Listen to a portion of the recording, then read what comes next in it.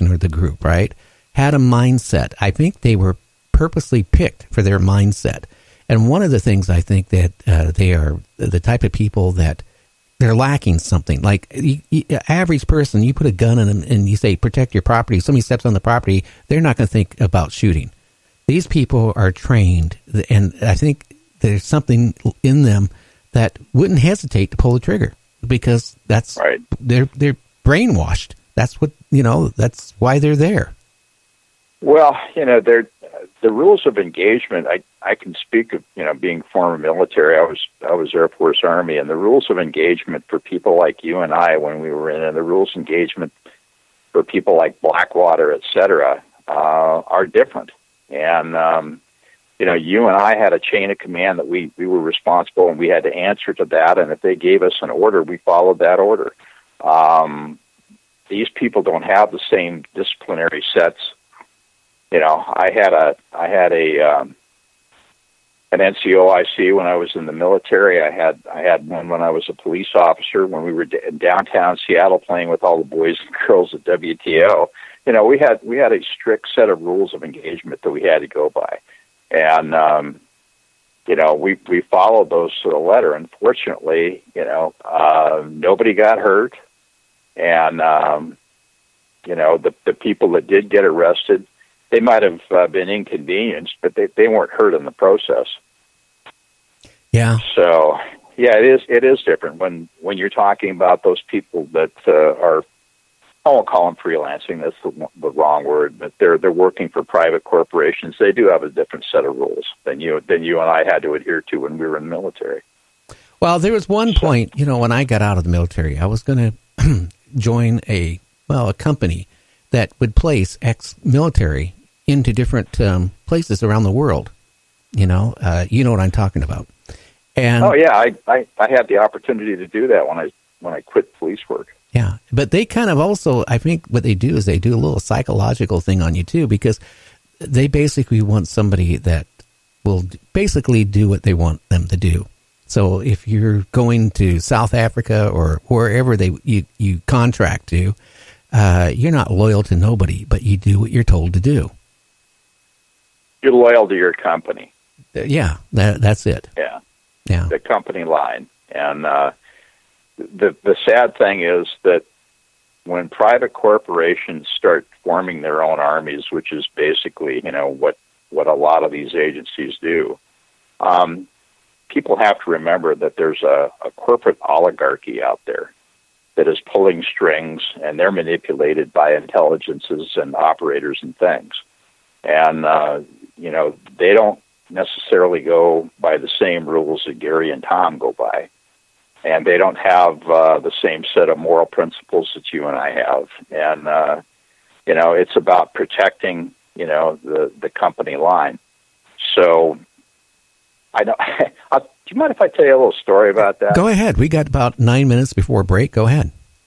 Okay. One of the songs that Corey and Charlie and I, the first song that we did together was a song that I wrote about Afghanistan, and it was entitled "Where Empires Go to Die." It's the last song on the album, and basically, it's about America's involvement in our longest war. And there was an independent radio station that had just started, and they were soliciting artists to send them songs. So there were two other songs that Corey and Charlie and I had all worked on. And in my estimation, they weren't our best work, but they were pretty good productions. You could put them on the radio. So I sent them these two, and they thought they were great, and they sent me an email, and they said, "Hey, do you have any more?" And I thought, yeah, well, let's see. I think I'll send them "Where Empires Go to Die." So I sent them that one, and the next thing I know, I got this absolutely scathing rebuke saying, how dare you make that comment about the United States being involved in the New World Order and saying it's part of a demonic rising tide. And I sent them a one-liner back and said, "So much for the First Amendment." So I don't know. I can honestly say I've been doing talk shows off and on since 1976. That's a long time. Yeah. And I have noticed people are changing now. They're more outspoken. A certain percentage of people. I can only go by the people who listen to like my type of show or Coast to Coast or some other talk show. Those type of people have more an open mind. And then you got a group of people out there. Seriously, it remind me of sheep. Well, it's funny that you should say that, is because those are the people that, you hope something sparks their imagination, and they start to realize that very narrow paradigm that they've been engaging in for living really isn't a viable paradigm. I mean, they basically closed their worldview, they've closed their structural differential of the universe, and they basically have shut off all of these avenues of realities that are surrounding them. And it's unfortunate. And I think that's one thing that's great about the type of show that you do, is because you have all of these different people with all of these different points of view. They've all had different experiences. By the way, I love that story that you gave last week on Big Feet, because Bigfoot, your yes. experience was great from the standpoint that I had two friends of mine there, retired Navajo Rangers, and they go around the country and they talk about the paranormal things that they've investigated. And they actually had pictures. They were shot through night vision scopes of these Sasquatch that were throwing 20 to 50 pound boulders in front of them 8 feet. They didn't hit them. They were basically sending them a warning saying you can come so far and no farther. And it cracks me up every time I talk to one of these people that think that, Sasquatch are these kind, benevolent, loving creatures. It's like saying all human beings are kind, benevolent, loving creatures, and we both know that that's not the case. They're suffering from allness. They're trying to say that a species is all one thing, and you and I both know that that's not the case, and you know that from your own experience. Well, I'm willing to take a polygraph test or anything else. I have had sodium pentothal put in me at one point in my life. Whatever to prove. But I was out there with a friend of mine at the time who was a medical doctor. He finished his internship, and he was opening a practice up in Puyallup, Washington. And before he opened it, me and him decided, well, hey, we're going to go do ghost town pictures. We already did it up down the Oregon coast in California and eastern Washington. So we decided to go up to the Canadian Rockies, and we found this old internment camp. Where they held Japanese prisoners during World War II. Middle of nowhere, Tom. I mean, middle of nowhere. And we drove in off of a forest road or whatever, maintenance road, as far as we could. And then we had to walk in about 2 miles. And, to this day, people will sit there saying, did you actually see a Bigfoot? I don't know what I saw, but I can tell you it was big. It weighed probably over the 500-pound range. If it wasn't a hairy man, then I don't know what it is. But when it discovered us, we saw it first. We thought it was a bear, and I was going to take a picture of it. And then either the lens, because it was a big lens, the light reflected on it. It must have seen the reflection. It saw us, and it screamed, and it was on a base of a side of a mountain where the silver mine was, right by the internment camp, and there was a creek between it and us, and I was probably 100 feet away from it, from that creek, and it came out running after us. And I'll tell you one thing, all I remember is turning around and seeing it go from 2 legs to 4 legs to 2 legs, and it's only one time I've ever peed my pants since I was like in kindergarten. And I mean, I went through NAM. I went through all that. I tell you, I peed my pants. I was that scared.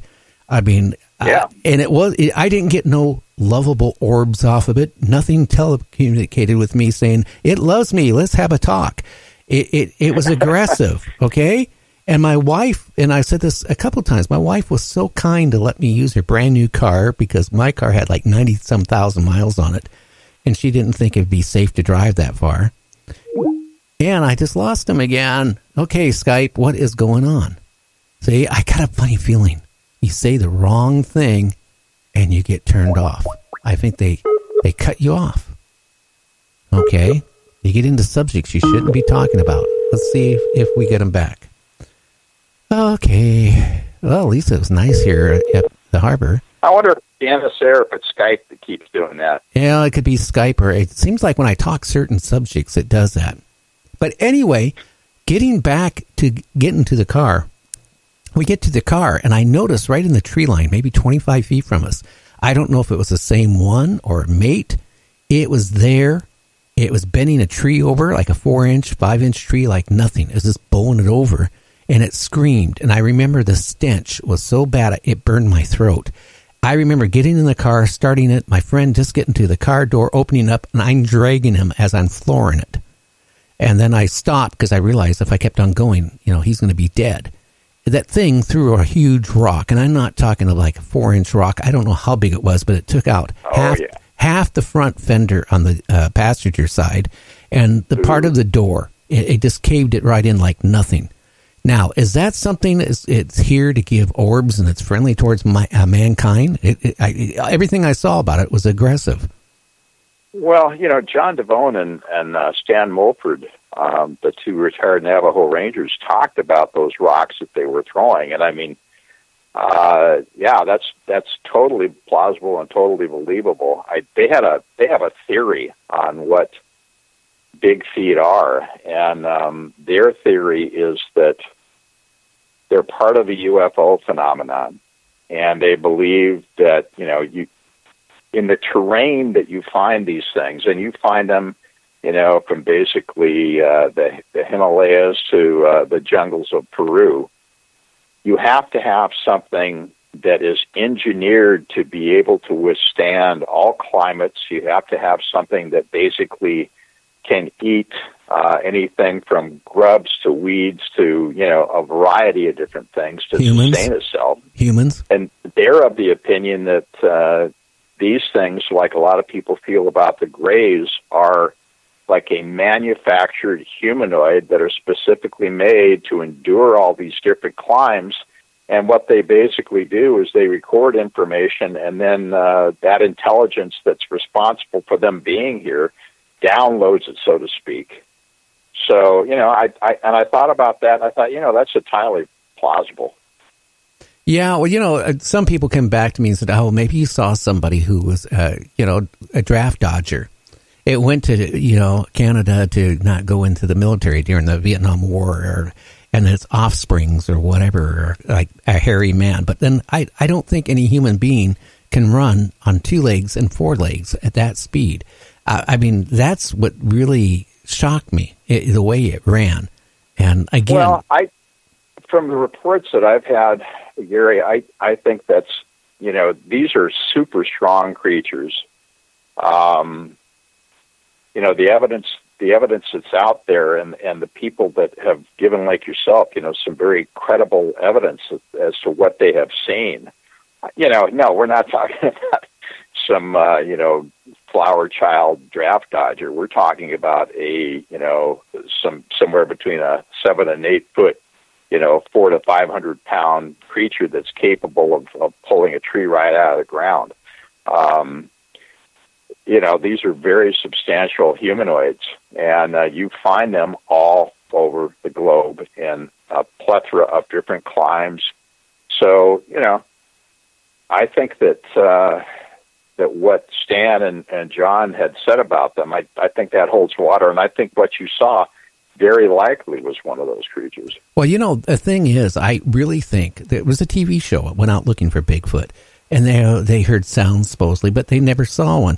I went out to take pictures. I wasn't, we were stupid enough. We didn't even have bear spray there or anything, and we couldn't carry any weapons with us because we were in Canada.